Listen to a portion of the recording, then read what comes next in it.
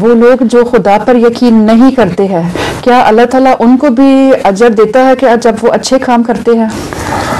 اگر اچھے کام کرتے ہیں تو پہلا اجر تو ان کا یہ ہوتا ہے کہ خدا پر یقین کرنے لگ جاتے ہیں، بالآخر موت سے پہلے اللہ تعالیٰ ان کو اپنی طرف کھینچ کے لے آتا ہے۔ اچھا، اگر وہ نیکی کی خاطر واقعتاً اچھے عادت کرتے، دکھاوا نہیں کرتے، تو پھر یہ ضرور ہوتا ہے ان کے ساتھ۔